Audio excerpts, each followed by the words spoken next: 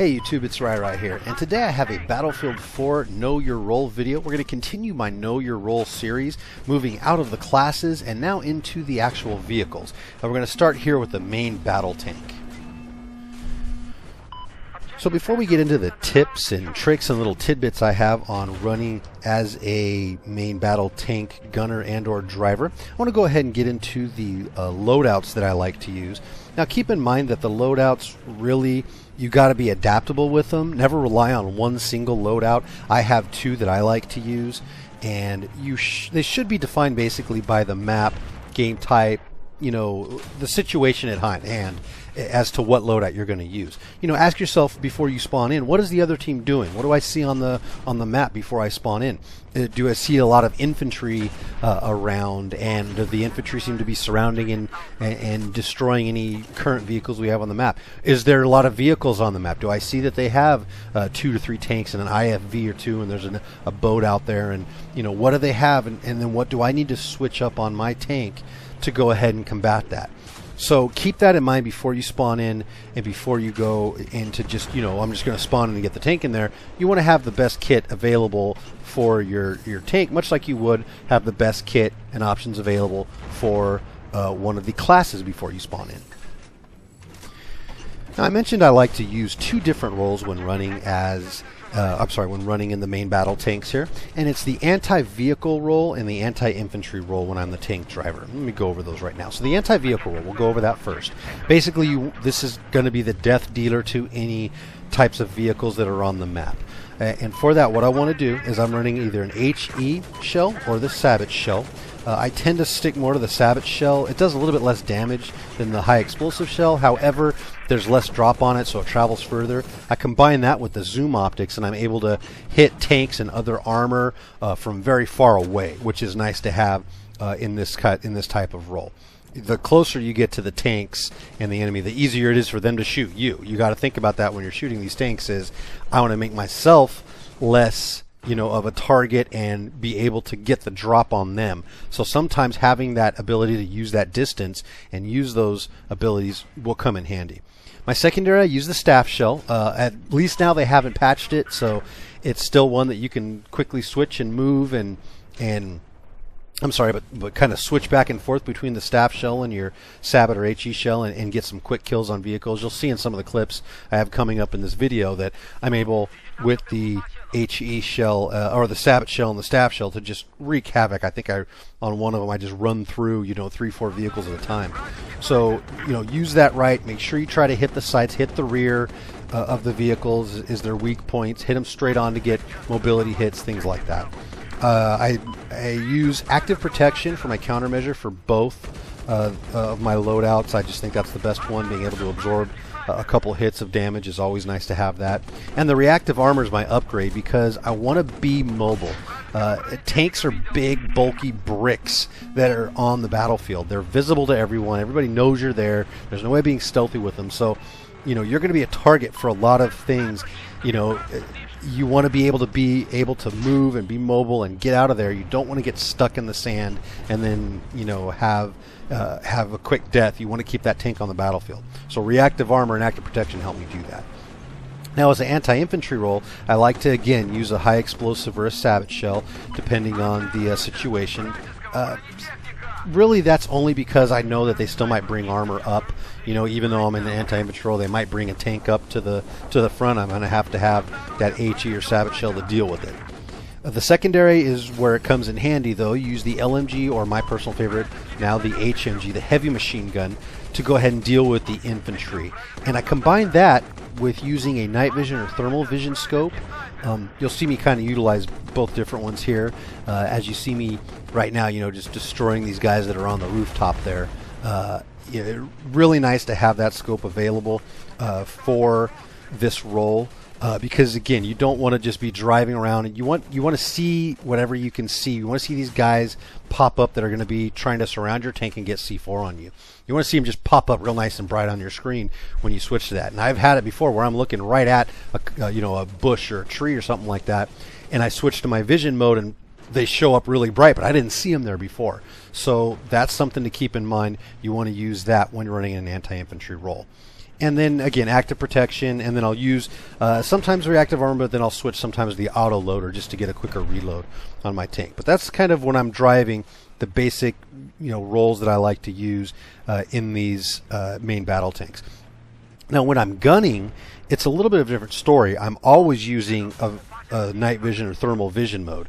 As a gunner, your main objective and your main job in the tank is to do kind of two things. Number one, get out and repair your friendly vehicle when necessary. You got to be the guy repairing, and as well as maybe get out and get a hit into a tank. If you have your SMA or your RPG, and we'll talk about that later. And then also to keep enemies from C4ing your tank, getting up there with a repair tool, getting rockets on your tank. Basically, you're the anti-infantry guy in the tank, especially if your tanker is running an anti-vehicle role. It's going to be very important for you to keep the enemy off the tank using the machine gun. So you want to use those optics that will allow you to see enemies up close and get visual acquisition on them.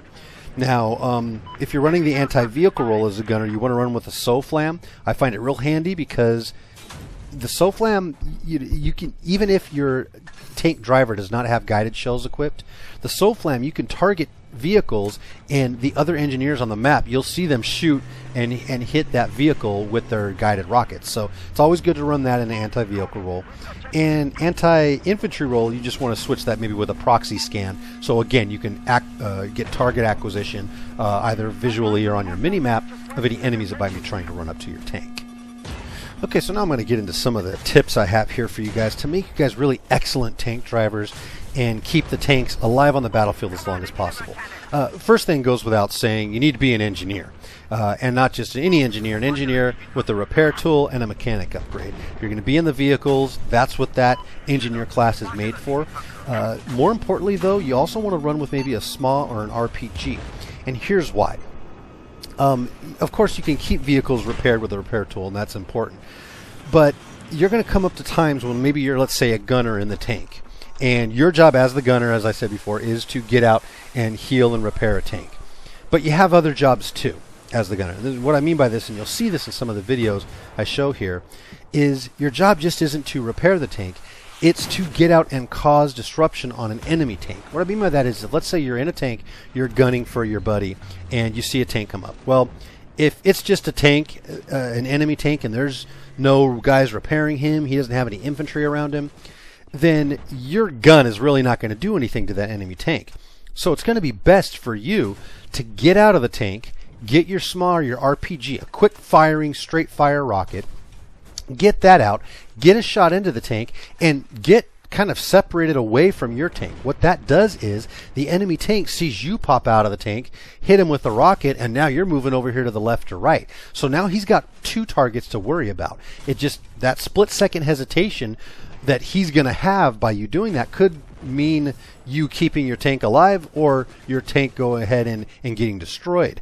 So what you can do is go ahead and get separate, give a second target to the enemy, hit him with that rocket, and then quickly get your repair tool, get to the back of your tank, and start repairing him. It's a great technique to use. Basically, you play a numbers game, and a lot of times if you do it that way, you're going to win.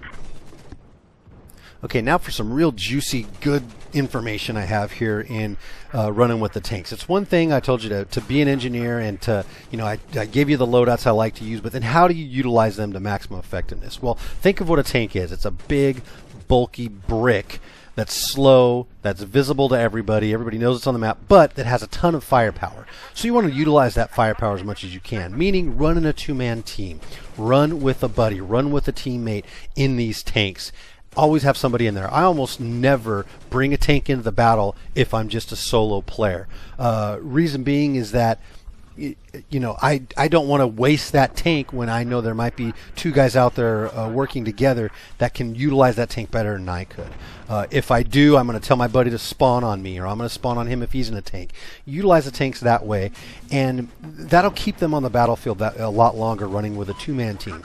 You'll also see in these clips, we never leave the tank unattended where we're both out of the tank repairing, and it'd be easy for an enemy to come in on the other side or sneak in and take the tank and steal the tank from us.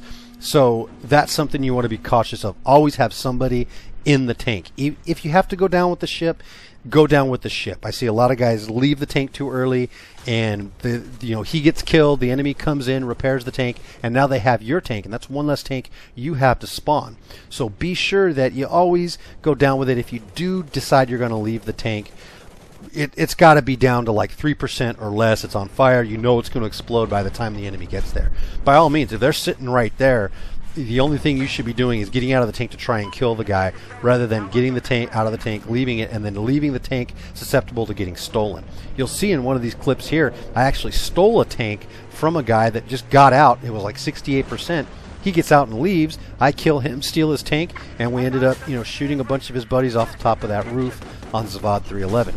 So good idea never to leave a tank. You'll also notice in these clips that I tend to avoid narrow pathways and close quarter choke points. The biggest threat to a tank is infantry.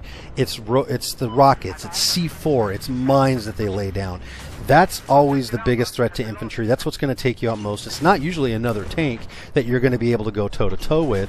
It's not even sometimes a helicopter that you might be able, if he gets too close, to snipe out of the air. It's almost always going to be an infantry guy sneaking up and throwing C4 on you, or a group of 2 to 3 engineers that shoot rockets at you and take you out. That's your main threat a lot of times. So you'd never want to get into areas where they're going to be, these choke points are going to be. So that leads me to my next point here, which is do not cap flags or go after objectives with the tank unless you're 100% sure the area is clear and you have support, meaning you have a gunner, you have a couple infantry guys or other vehicles moving in with you. Otherwise, you're just asking to get C4'd.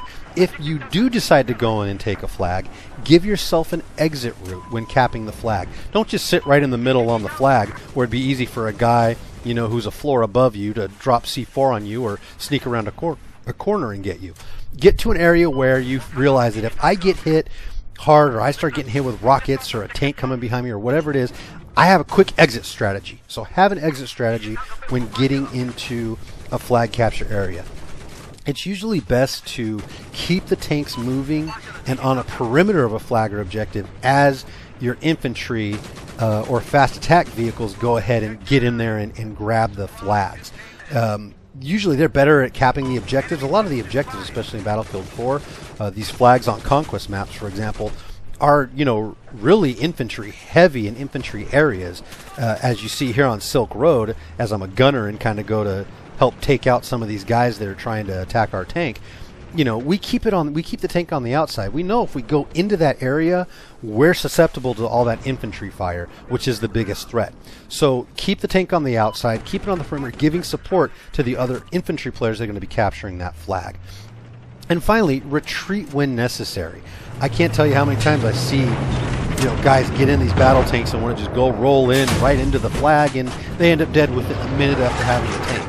That's not good. That's noobish play. You don't want that. The key to success is to keep the tanks in the battle.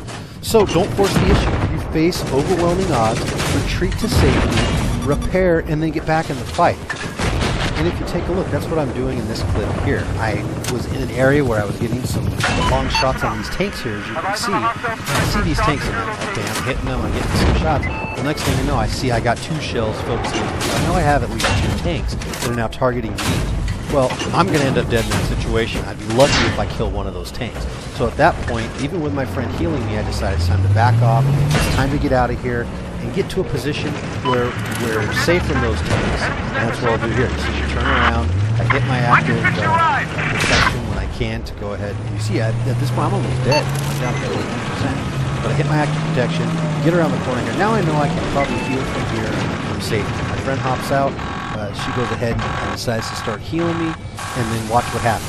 This tank will just kind of cruise around the corner, and I end up, taking it out, and we're just about, near full health at that point. So it's just playing the tank smart. If I would have stayed in that same position, I would have been dead and not had the chance now to take this tank out as it comes around this corner. Well, that's all I have for this video today, guys. I hope you enjoyed it. I hope you learned something from it. Please be sure to hit like and subscribe. Check out my channel for more great Battlefield 4 videos. And leave any comments. I love hearing from you guys. I love the feedback. And let's keep going strong here. I love loving doing this channel, and I love to do more videos. Until next time, this is Ryra, guys. Take care. Objective Bravo has been neutralized. Hostile